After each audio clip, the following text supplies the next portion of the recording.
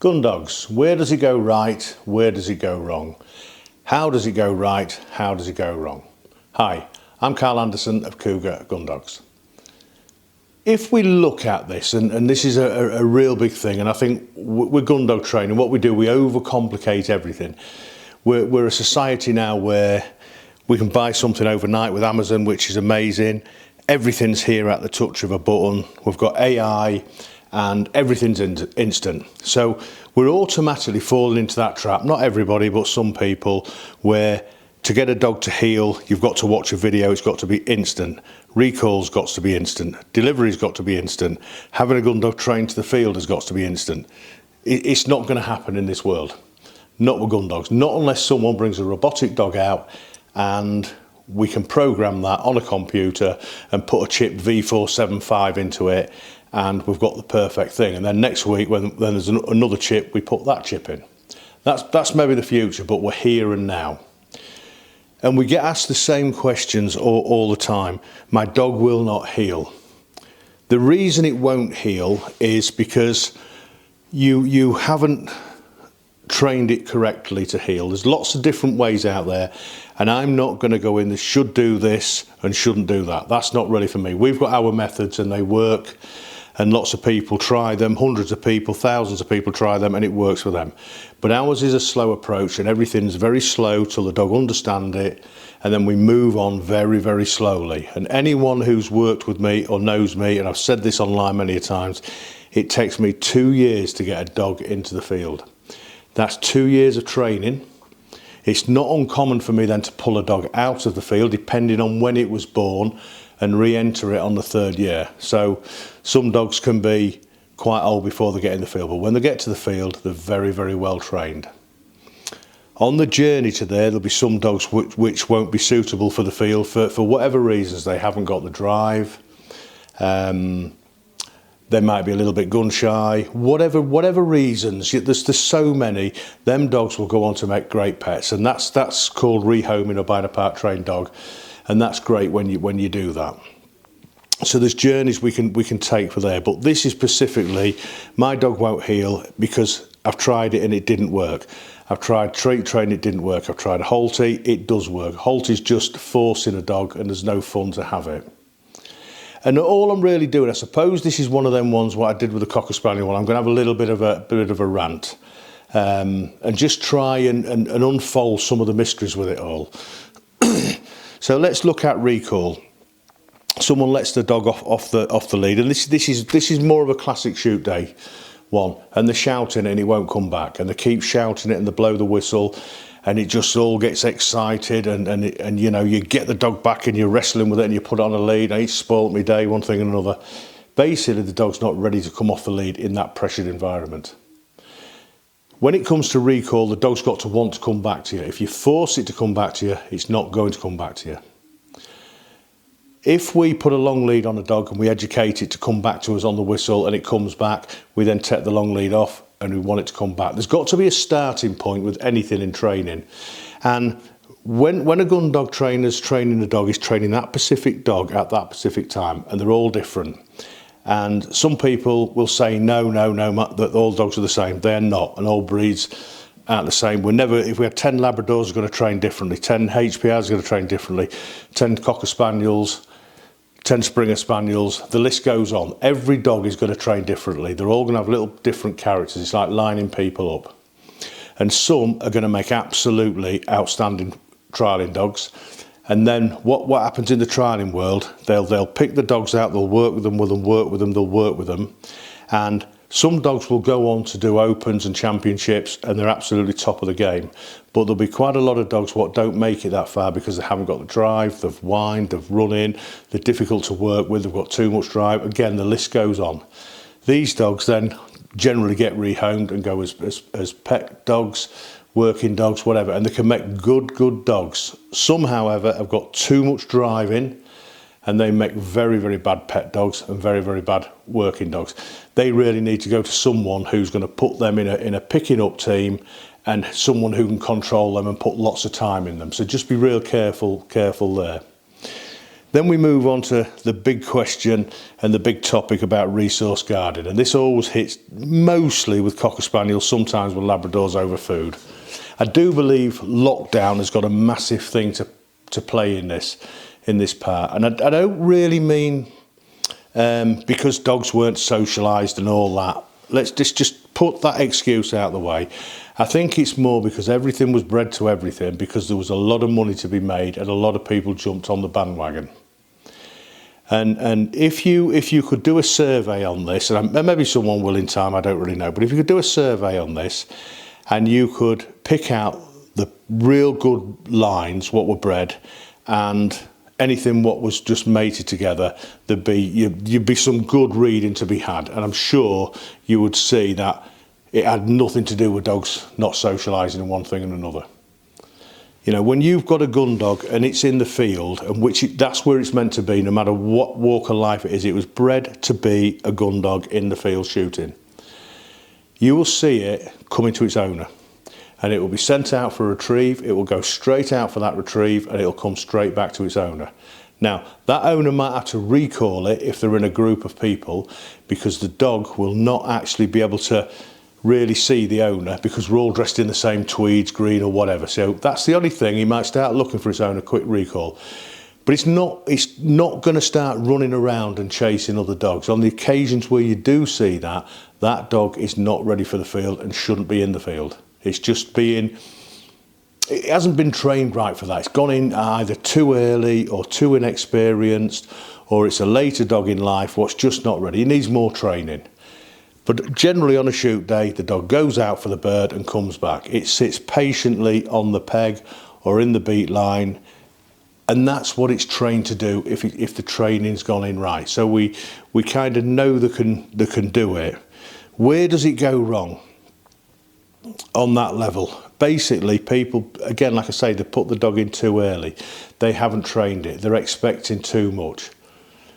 Another scenario is people buy a part-trained dog and they don't listen to where they've got it from, and generally they'll say, keep it on a lead for this, do the training slow, come back in and see us, and we'll slowly build you up to shoot day. No, that's not good enough. They buy it on the Friday, on the Saturday they're on the peg, the whistle's going, the dog ain't got a clue what it's doing, it's running around, it doesn't know who its owner is and whatever it is, and all of a sudden we've got another rubbish dog. Dog's no bloody good. It's not the case, it's the handler. In all the years I've been doing this, in all the decades I've been doing this, I've never seen a bad dog. I just haven't. But I've seen plenty of bad handlers. And that's the truth of it. When we get down to the nitty gritty, and I think there'll be one or two people when they see this, they'll be up in arms. There's not a bad dog, it's the bad handler. That's the dog we've got. We've picked the puppy, we've rehomed the dog, that's what we've got to work with. And when we start to understand the little puppy or the rehome dog, we get the best out of them. We take them on a lifelong journey and we get the best out of them. And when you're rehoming a dog, it can be very, very challenging, very, very difficult, and it's not for everybody. And you really need to be understanding that before you take the dog on. I mean, I often see, if I go onto Facebook, you'll often see in a comment somewhere, let's just say this dog's come up for rehoming for whatever reasons. PM due, I want it, can I have it, PM due, PM due, PM due. And all these lists of people want it. And this can turn into the hundreds. This is hundreds of people who are going to have it. Now, there's an element of them people who will never have that dog, will never turn up. But there's an element of them people who will go out and grab that dog without knowing it. There's also people who will let that dog go to the first person who comes. And there's also people who will just say, hang on a minute, we're going to do some trials with you, see if you're suitable or you're not suitable. That is the person that dog wants to go to. You look at the dog, you understand the pitfalls of a rehome dog. I've never had a rehome dog what didn't have pitfalls. Remember, you're taking it out of a life it's conditioned to, and you're bringing it into a life now what is your life. And that can be quite an active family, it could be a quiet family, you could live in a city, you could live in the countryside. Yeah, the list can go on. Lots and lots of homework need to be done. As again, the same with a puppy, lots of homework needs to be going on to get the training right. Because when we do get the training right, And a lot of people out there will do. And again, I don't know the percentage of gun dogs what are right and the percentage of gun dogs are wrong. Trialing dogs what are right, trialing dogs are wrong. I just see what's in my circle.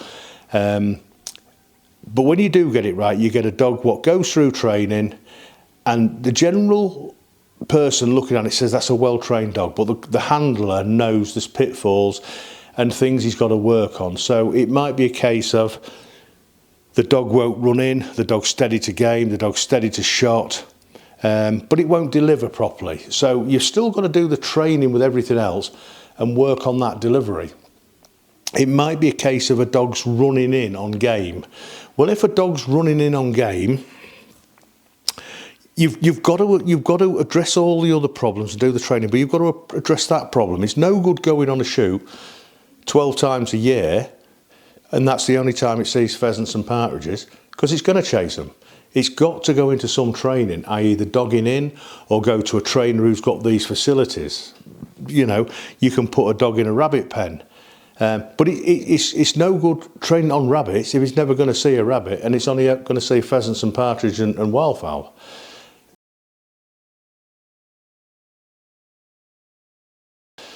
So you've got to, if you've got a problem with a dog running in and chasing game and that, sort that problem out. That's what you've got to do.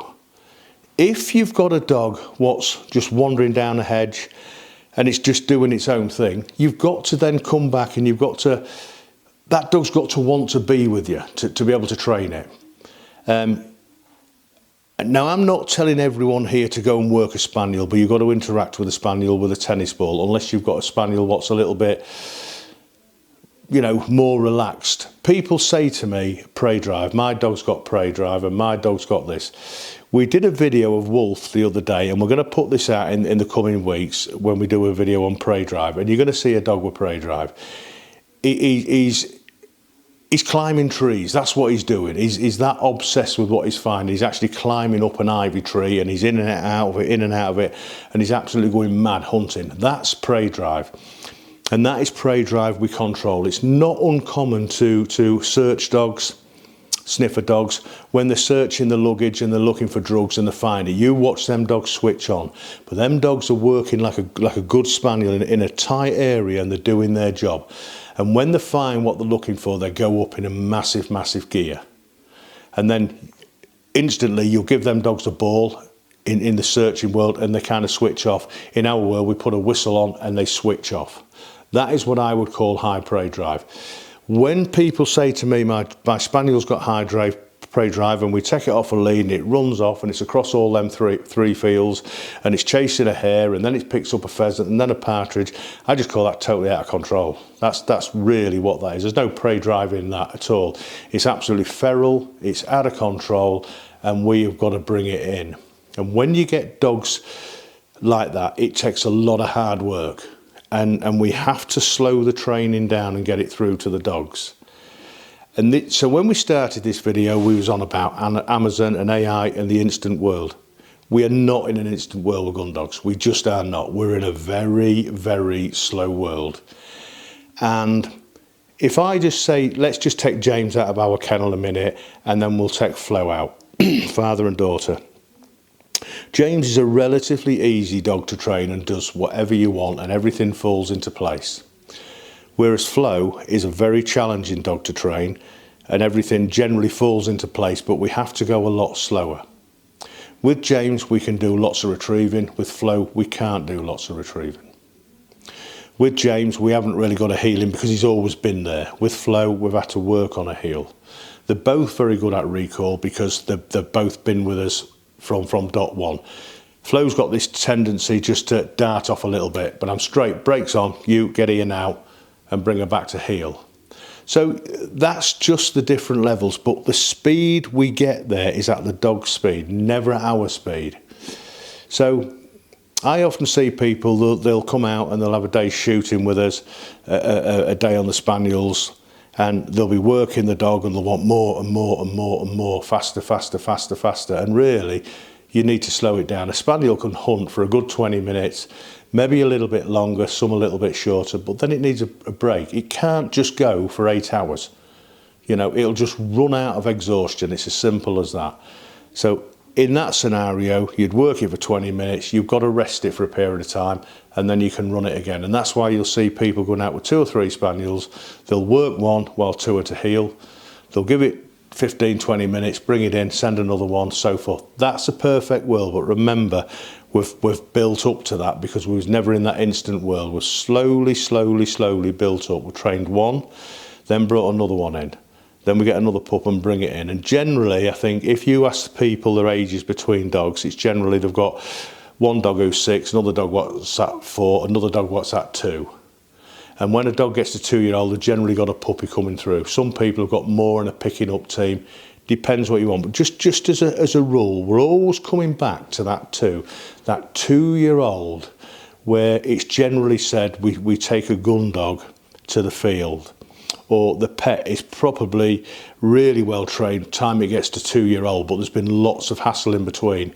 You can have a puppy walking lovely to heel at 20 weeks old. You can have it following you from when it's 8 weeks old. And it's just going slow and slow and slow. I can't stress how slowly we have to go with certain breeds. You know, Labradors are not this. People say that there's this saying, Spaniels die half trained, Labradors are bred half trained. Well, when you work with enough Labradors, they ain't. Some of them are right bloody nightmares. Spaniels, if you engage with them and you've got a passion with them and then you keep them round you, you're not really going to have a problem. It's the minute you let them go. And I've said this before in a video, we bring a spaniel in here and I say, right, let it off the lead. This is a puppy, by the way, and people look at me horrified. The minute we let it off the lead, it follows us. So if it follows us at 8 weeks old, 9 weeks old, 10 weeks old, where does it go wrong? It goes wrong because we take our eyes off it. We give it too much freedom. We give it too many toys and it does its own thing. It actually comes away from us. And that's the important thing. When they start getting independent and coming away from us, that's not prey drive. That's them just more interested in over there. Let's go in that hedge there. Let's go in that hedge there. They will find a rabbit, a partridge, a pheasant, a chicken, whatever they'll find in the hedge. Blackbirds are a common one, they're going. But if you interact with them, they're not going to do that. When you've got a problem and they're chasing blackbirds, you've got to address it. It's no good thinking it'll go away or let's go to an area where there's no blackbirds, because you're really going to get in a problem. You've got to go to somewhere where there's that facilities to see birds flying low, i.e. partridge is a good one because they always generally fly low, and then you can correct that dog at that time. And how you correct it is depending on that dog. There's not one square what fits all here. We're just looking at things what says, right, that's the problem, how we're going to get the best out of this problem. So when you see a dog being trained, we're training that dog. I say that all the time, and just look at it and just think, well, if I apply that to my dog at this stage, will I get the results? Yes, you might. No, you won't. And it doesn't really matter what training we do. And I'm not a fan of treat training. I'm not a fan of clicker training. The list goes on. The training I like to do is proper Gundog training, I would call it, where we get good results and we get good Gundogs. However, if treat training works for you, or you think it's going to work for you, give it a go. It's just not our style. If you think you've got to put a harness on a dog or a halter on a dog, give it a go. It's just not our style. It just doesn't work for us. I'm never going to put a harness on a dog unless it's got a medical condition off a vet. Same with the halter. You're not going to see me use one unless someone has got a medical condition and they cannot afford that dog to pull. So we always think outside the rules. Treat training, I'm not a fan of treat training, but if I get a shy dog in, it's not uncommon for me to sit on the floor for hour after hour after hour with a few treats getting that dog to come to me. Because I'm experienced enough in this game to know if that dog won't come to me, I can't train it. So that's step one when I see a new dog. It's got to want to come to me.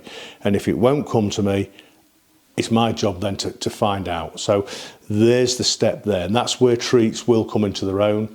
Anything to get its confidence. Because when a dog's snuggling into you, you can train it. While you're struggling, trying to catch it and chasing it, you're just making the job a whole lot worse.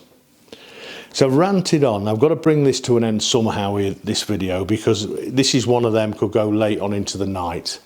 And I could go on and on and on and on about it. I like the comments. I like people to send comments in. I read them all. I like to reply to them all.